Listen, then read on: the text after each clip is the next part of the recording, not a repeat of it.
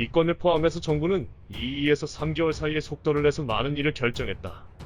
단지 비상사태 선언이 되는 지금도 첫 마스크가 도착하지 않은 것이 현실이다. 국민 건강과 생활을 지키려는 마음이 없으면 아베상은 그냥 조용하게 있으면 안 될까? 네티즌 반응으로 시작했습니다. 구독과 좋아요는 저에게 큰 힘이 됩니다. 시작하겠습니다. 23일 일본의 언론사 마이니치 신문의 여론조사에서 아베 총리 내각 지지율은 27%를 기록했습니다. 5월 초 조사에서 40%를 기록했던 것과는 13%가 하락한 수치입니다. 지지율은 4월 이후 지속적으로 떨어지고 있습니다. 이는 다른 여론조사 기관에서의 지지율 조사에서도 모두 30% 아래를 나타내는 등 아베 내각이 무너지고 있음을 보여주고 있습니다.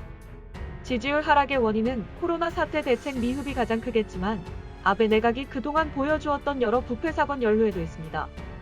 일본 정치에서 20%의 지지율이 몰락을 의미하고 1차 아베 내각 때에도 2007년도 1년 만에 총리직을 사퇴한 배경에는 비리 사건 연루와 이에 따른 지지율 하락으로 참의원 선거의 대패배로 현재 아베 내각으로서는 무엇인가 큰 전환점이 필요한 시기입니다.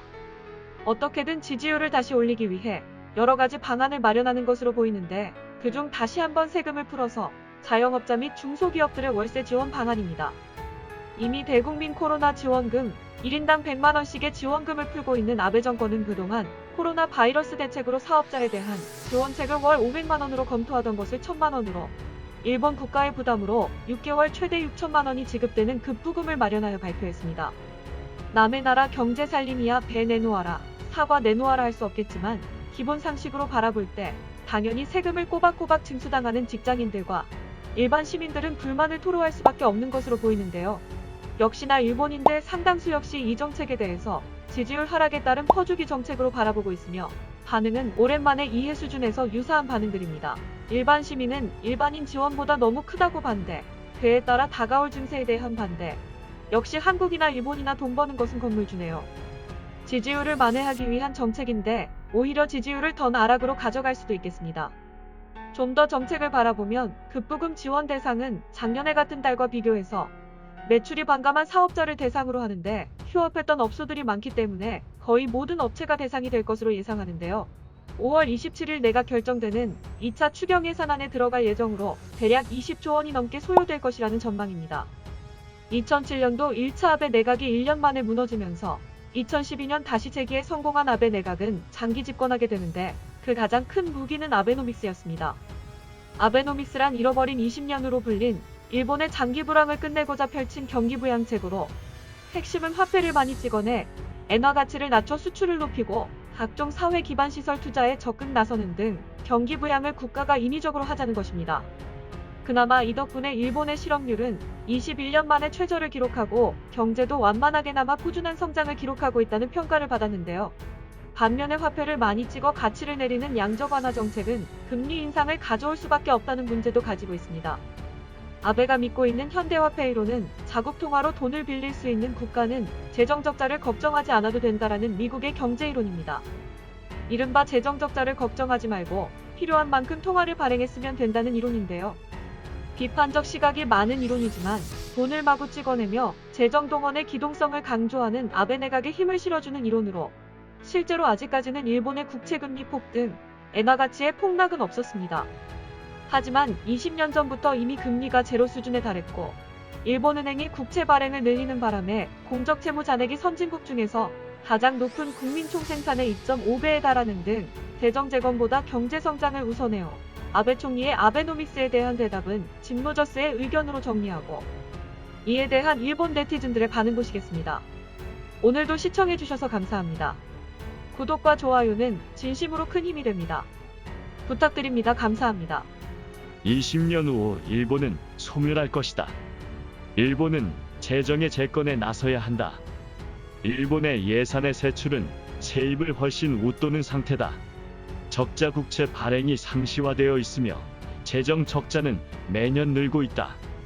몇 번이나 말하고 있지만 지금처럼 폭락되지 않는 상황이 언제까지고 계속될 리가 없다. 재정을 건전화시키지 않으면 언젠가 국채 금리는 급등, 일본 엔화는 폭락한다. 그렇게 되면 국민이 이러한 풍부한 생활을 이어가는 것은 어렵다.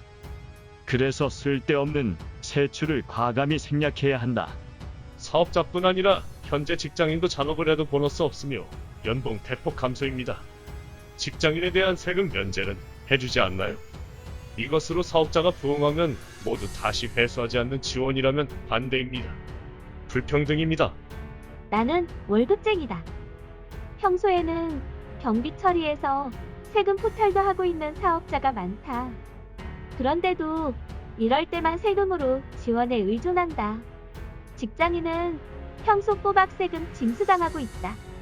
좋습니다. 이번 기회에 자영업자의 수입을 가시화하기 바란다. 앞으로도 직장인에게는 꼬박꼬박 세금을 빼앗아 가겠지. 지지율이 급락하면서 점점 퍼주기만 하고 있구나. 그러나 형평성이나 있을까? 그리고 급부금 때문에 증세한다고 하면 퍼주기의 혜택에 해당 없는 사람들은 폭동을 일으키고 싶다는 마음이 생기겠지.